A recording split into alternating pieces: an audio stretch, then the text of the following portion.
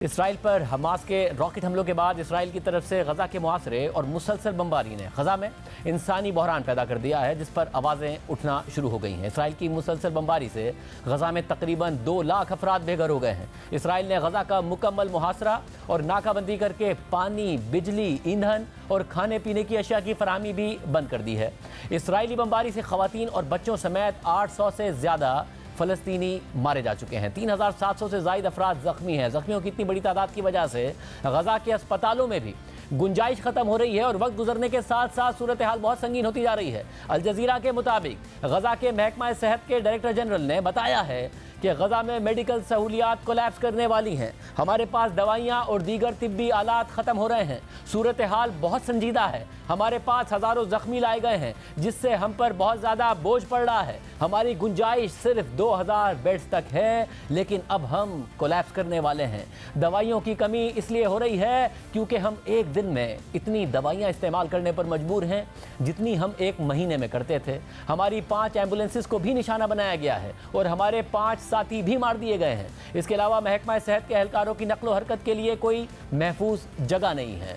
اس غیر انسانی صورتحال پر اسرائیل پر تنقید ہو رہی ہے اور غزہ کا محاصرہ ختم کرنے اور بنیادی انسانی ضروریات کی فراہمی کا مطالبہ کیا جا رہا ہے۔ اقوام متحدہ کے سیکرٹری جنرل نے کہا ہے کہ مجھے اسرائیل کی طرف سے غزہ کا محاصرہ اور ناکہ بندی کر کے بجلی، ایندھن اور خوراک کی فراہمی بند کرنے پر سخت تشویش ہے۔ میں تمام فریقوں پر زور دیتا ہوں کہ وہ غزہ کی پٹی میں پھنسے ہوئے بے بس فلسطینی شہریوں تک فوری انسانی امداد پہنچانے کے لیے اقوام متحدہ کو رسائی کی اجازت دیں۔ انہوں نے بین الاقوامی برادری سے بھی اس حوالے سے فوری متحرک ہونے کی اپیل کی ہے۔ اس کے علاوہ بھی انسانی حقوق کے ادارے اسرائیل کی جانب سے عام شہریوں کو نشانہ بنائے جانے اور غزہ کی مکمل ناکہ بندی کی مذمت کر رہے ہیں، کیونکہ وقت گزرنے کے ساتھ ساتھ غزہ میں انسانی بحران جنم لے رہا ہے۔ اسرائیل مسلسل بمباری کر رہا ہے۔ خود اسرائیل کا دعویٰ ہے کہ اس نے گزشتہ رات 200 سے زائد مقامات کو نشانہ بنایا۔ میڈیا رپورٹس کے مطابق اسرائیلی بمباری سے غزہ کی رہائشی عمارتیں، سکولز، بازار، مساجد اور اسپتال کو بھی نشانہ بنایا گیا ہے۔ 4 دن کی بمباری میں جہاں امدادی کارکن نشانہ بن رہے ہیں، وہیں اب تک 7 صحافی بھی جان سے جا چکے ہیں۔ میڈیا کو رپورٹنگ میں سخت مشکلات کا سامنا ہے۔ گزشتہ روز ہم نے آپ کو دکھایا تھا کہ الجزیرہ اور BBC سے وابستہ صحافیوں کو رپورٹنگ کے دوران بمباری کا سامنا کرنا پڑا، مگر صحافیوں کو دونوں طرف رپورٹنگ میں مشکلات کا سامنا ہے۔ CNN سے وابستہ صحافی کی بھی ایسی ویڈیو سامنے آئی ہے جو وہاں رپورٹنگ کر رہی تھی، تو جب دونوں طرف سے بمباری ہو رہی ہے تو ہمیں نظر آ رہا ہے کہ اس میں جو صحافتی ذمہ داریاں ہیں اس میں مشکلات کا سامنا کرنا پڑ رہا ہے۔ اس کے علاوہ جنگ کا دائرہ بڑھ رہا ہے۔ غزہ سے الگ فلسطینی علاقے مغربی کنارے یعنی ویسٹ بینک میں بھی اسرائیلی فورسز کارروائیاں کر رہی ہیں۔ اس کے علاوہ لبنان کی سرحد پر بھی کشیدگی پائی گئی ہے، جس میں اسرائیلی فوج نے حزب اللہ سے جھڑپ میں اپنے ایک اعلیٰ افسر کی ہلاکت کی تصدیق کر دی ہے، جبکہ حزب اللہ کے 3 جنگجو مارے جانے کی تصدیق ہوئی ہے۔ تاہم ان سارے علاقوں میں اس وقت غزہ سب سے زیادہ متاثر ہو رہا ہے، جہاں عوام پہلے ہی بنیادی حقوق اور سہولیات سے محروم ہیں اور وہ کئی سالوں سے بدترین حالات میں زندگی گزار رہے ہیں۔ اس حوالے سے صحافی مہدی حسن نے کچھ اہم اعداد و شمار شیئر کیے جو ہم نے آپ کے سامنے رکھے تھے۔ ان اعداد و شمار کے مطابق غزہ میں 22 لاکھ افراد بستے ہیں، جن میں سے آدھے یعنی 11 لاکھ بچے ہیں۔ غزہ دنیا کے گنجان ترین علاقوں میں سے ایک ہے، جہاں 141 اسکوائر میل کے علاقے میں 22 لاکھ افراد رہتے ہیں، جن میں سے 59% غربت کی زندگی گزار رہے ہیں۔ 63% آبادی کو کھانے پینے کی اشیاء تک رسائی میں مشکلات کا سامنا ہے۔ 70% نوجوان بے روزگار ہیں اور غزہ کے 90% رہائشیوں کو پینے کا صاف پانی دستیاب نہیں ہے۔ اور انہی حالات کی وجہ سے خود ایک اسرائیلی انٹیلیجنس افسر نے غزہ کی پٹی کو اوپن ایئر پرزن یعنی کھلی جیل قرار دیا تھا، جبکہ اقوام متحدہ کے جنرل سیکرٹری اسے دنیا میں جہنم کا نام دے چکے ہیں۔ اس کے علاوہ اسرائیل پر حماس کے حملوں کے بعد ہلاکتوں کی تعداد اب بھی بڑھ رہی ہے۔ مرنے والوں کی تعداد 1100 سے زائد ہو گئی ہے اور 2000 سے زائد زخمی ہیں۔ زخمی اور مرنے والوں میں امریکہ سمیت دیگر ممالک کے شہری بھی شامل ہیں۔ امریکہ نے اپنے 11 شہریوں کے ہلاک ہونے کی تصدیق کی ہے اور خدشہ ظاہر کیا جا رہا ہے کہ کچھ امریکی شہریوں کو یرغمال بھی بنایا گیا ہے۔ اس کے علاوہ تھائی لینڈ نے اپنے 18 اور ارجنٹائن نے 7 شہریوں کے مارے جانے کی تصدیق کی ہے اور فرانس نے بھی 8 شہریوں کی ہلاکت کی تصدیق کی ہے، جبکہ اقوام متحدہ میں اسرائیلی مندوب نے غزہ میں 100 سے 150 اسرائیلی یرغمالیوں کی موجودگی کا بھی اعتراف کر لیا ہے۔ اہم بات یہ بھی ہے کہ حماس نے بمباری بند نہ کیے جانے کی صورت میں اسرائیلی یرغمالیوں کا قتل کرنے کی دھمکی دے دی ہے۔ اسرائیل کا یہ بھی دعویٰ ہے کہ اس نے غزہ کی سرحد پر دوبارہ کنٹرول حاصل کر لیا ہے اور اسے حماس کے سینکڑوں جنگجوؤں کی لاشیں بھی ملی ہیں۔ اس کے ساتھ ساتھ حماس کے اسرائیل پر ہفتے کو کیے گئے سرپرائز اٹیک کی مزید تفصیلات سامنے آ رہی ہیں۔ ہفتے کو سب سے بڑا حملہ ایک میوزیکل فیسٹیول کے دوران اسرائیل میں کیا گیا، جس میں 250 سے زائد ہلاکتیں ہوئی تھیں۔ یہ فیسٹیول غزہ کی سرحد سے صرف 3 میل کے فاصلے پر ہو رہا تھا، جس پر سوالات بھی اٹھ رہے ہیں کہ غزہ سے اتنا قریب اتنا بڑا عوامی اجتماع اسرائیل میں کیوں منعقد کیا گیا۔ واقعے سے پہلے اور واقعے کے بعد کی فوٹیجز اور عینی شاہدین کے بیانات سامنے آئے ہیں۔ ایک ویڈیو کے اندر دیکھا جا سکتا ہے کہ ہفتے کی صبح لوگ وہاں پر بڑی تعداد میں موجود تھے، ڈانس کر رہے تھے۔ اس دوران حماس کے پیراگلائڈرز کو زمین پر اترتے ہوئے دیکھا گیا۔ اس کے بعد بھگدڑ مچ گئی، لوگ بھاگنا شروع ہو گئے، گاڑیوں کی طرف بھاگے۔ اس دوران فائرنگ کی آوازیں بھی سنائی دینے لگیں۔ ایک فوٹیج میں حماس کے جنگجوؤں کو ایک اسرائیلی شہری کو گھسیٹ کر یرغمال بنا کر لے جاتے ہوئے دیکھا جا سکتا ہے۔ ایک اور فوٹیج میں ایک شہری گاڑی کے نیچے چھپا ہوا نظر آ رہا ہے اور ایسا ظاہر کر رہا ہے کہ جیسے وہ مر گیا ہے، لیکن حماس کا ایک جنگجو وہاں بھی پہنچ جاتا ہے۔ اس کے بعد ایک لڑکی اور لڑکے کو یرغمال بنا کر لے جانے کا منظر بھی نظر آ رہا ہے۔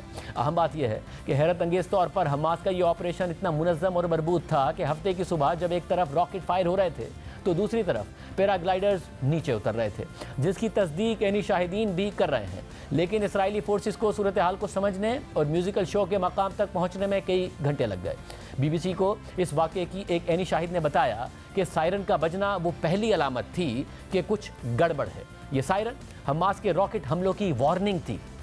تقریب کے دیگر عینی شاہدین نے بتایا کہ راکٹ حملوں کے ساتھ ہی فائرنگ شروع ہو گئی۔ ایک خاتون عینی شاہد نے بتایا کہ بجلی کاٹ دی گئی اور اچانک حملہ آور اپنی بندوقوں کے ساتھ اندر آ گئے۔ انہوں نے ہر طرف سے فائرنگ شروع کر دی۔ وین میں سوار 50 حملہ آور فوجی لباس میں آئے تھے۔ یہ اندھا دھند فائرنگ کر رہے تھے۔ ہم ایسے لمحے پر آن پہنچے تھے جب سب نے گاڑیاں روک دیں اور پیدل ہی بھاگنا شروع کر دیا۔ میں ایک درخت کے پاس پہنچی اور اس کی جھاڑیوں میں چھپ گئی۔ میں نے ارد گرد بڑی تعداد میں لوگوں کو زخمی حالت میں دیکھا۔ ایک اور عینی شاہد کے مطابق انہوں نے دیکھا کہ متعدد لوگوں کو گولیاں لگی ہیں۔ وہ خود ایک گاڑی میں اپنے دوستوں کے ساتھ فصلوں میں چھپ گئے۔ حملہ آوروں نے مختلف مقامات سے سنائپرز اور بھاری بھرکم ہتھیاروں سے لوگوں پر گولیاں چلائیں۔ اس عینی شاہد کے مطابق موٹر سائیکل پر سوار حملہ آوروں نے گولی چلائی جس سے وہ زخمی ہو گئے تھے۔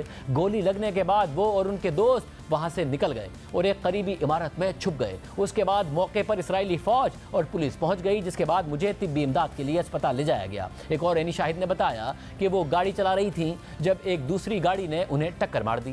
انہوں نے دیکھا کہ ایک نوجوان شخص اس گاڑی کو چلا رہا تھا جسے قریب سے گولی ماری گئی تھی۔ عینی شاہد نے مزید بتایا کہ اسرائیلی فوج کے آنے تک میں کسی لاش کی طرح زمین پر پڑی رہی۔ میں اپنی ٹانگیں نہیں ہلا سکتی تھی۔ اس کے بعد فوجی آئے اور ہمیں ساتھ لے گئے۔ اس کے علاوہ کئی لوگ گھنٹوں تک قریبی جھاڑیوں اور فصلوں میں چھپے رہے۔ ایک اور خاتون عینی شاہد کے مطابق وہ کنو کے باغات میں چھپ گئی تھی۔ حملہ آور ایک درخت سے دوسرے درخت تک جا کر فائرنگ کرتے تھے۔ میں نے دیکھا کہ ارد گرد لوگ مر رہے ہیں۔ میں چپ رہی، میں روئی نہیں اور کچھ بھی نہیں کیا۔ پھر 3 گھنٹوں بعد اسرائیلی فوجیوں کی آواز آئی اور میں خود کو محفوظ کرنے کے لیے بھاگنے لگی۔ ایک اور عینی شاہد نے کہا کہ یہ 4-5 گھنٹوں کی ڈراؤنی فلم تھی۔ ہم احمقوں کی طرح بھاگتے رہے۔ یہ پاگل پن تھا۔ ان کا مزید کہنا تھا کہ اس تقریب میں 3000 لوگ آئے تھے۔ انہیں شاید یہ پتا تھا کہ ان کے پاس انٹیلیجنس معلومات تھیں۔ اس حملے کے بعد اسرائیلی سیکیورٹی اور انٹیلیجنس فیلئر کے بارے میں مسلسل سوالات اٹھ رہے ہیں کہ کیسے اتنا بڑا حملہ ہوا اور اسرائیلی انٹیلیجنس کو خبر تک نہیں ہوئی۔ کل ہم نے اس حوالے سے حماس کی حکمت عملی کے بارے میں کچھ تفصیلات آپ کے سامنے رکھی تھی اور رائٹرز کی رپورٹ شیئر کی تھی، جس میں بتایا گیا تھا کہ حماس نے 2 سالوں تک اسرائیل کو دھوکے میں رکھا کہ وہ اب جنگ یا تصادم میں دلچسپی نہیں رکھتی ہے۔ اس کا ہدف فلسطینیوں کے لیے اسرائیل میں روزگار کے مواقع دلانا اور غزہ کے معاشی حالات کو ٹھیک کرنا ہے۔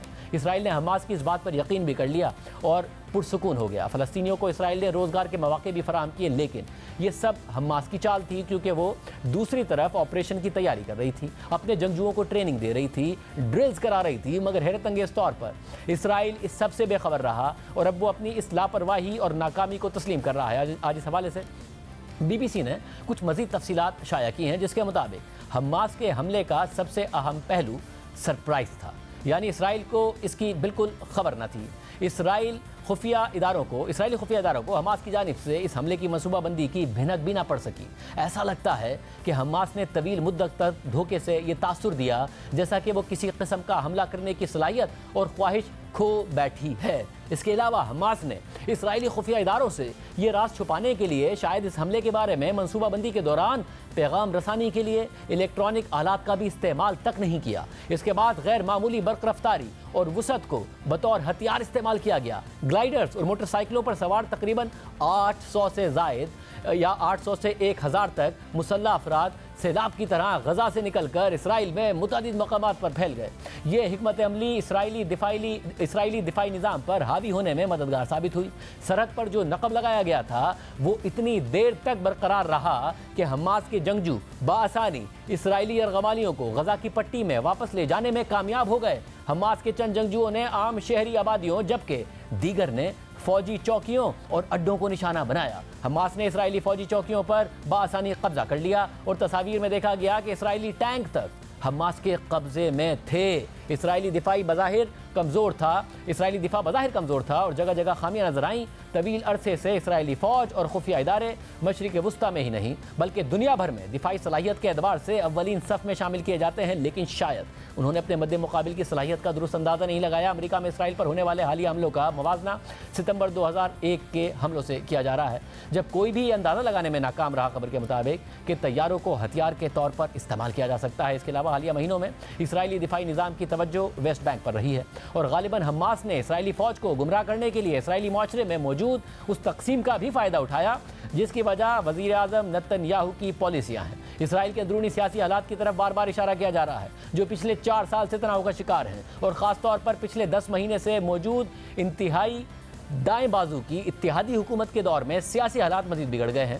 خود اسرائیل کے اندر سے یہ تنقید ہو رہی ہے کہ اسرائیل کے وزیر اعظم نتن یاہو اندرونی سیاست اور اپنی کمزور حکومت بچانے میں اس قدر مصروف ہو گئے تھے کہ انہیں اسرائیل کی سیکیورٹی کا خیال ہی نہیں رہا اور وہ اسرائیل کی جمہوریت کے لیے خطرات بڑھاتے گئے۔ غزہ کی تازہ ترین صورتحال پر بات کریں گے۔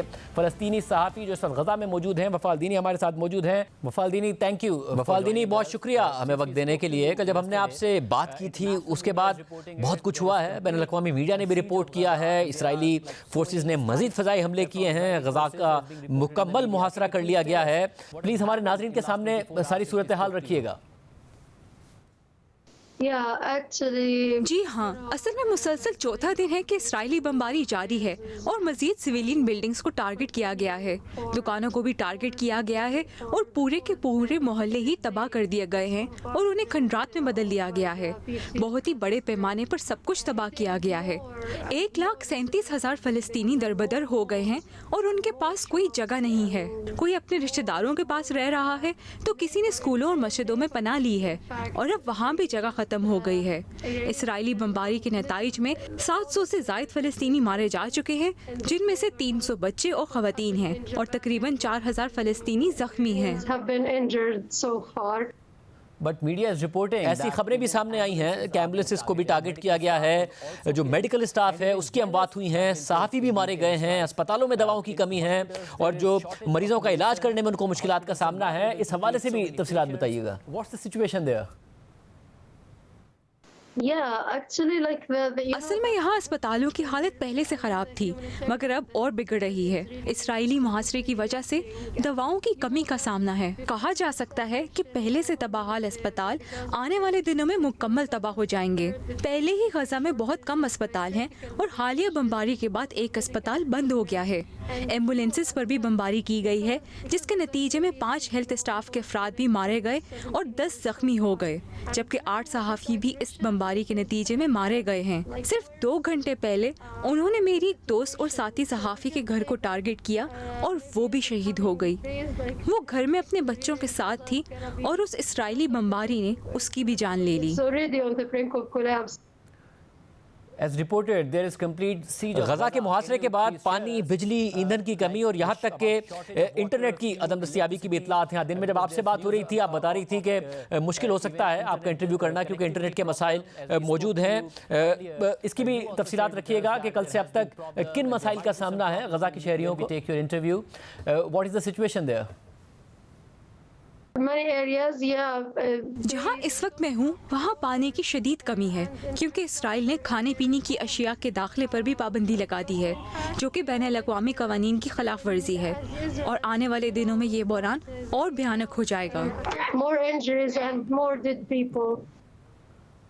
بہت شکریہ۔ پہلے ہی ایک انسانی بحران کی صورتحال ہے، مزید ایک انسانی بحران جنم لے رہا ہے۔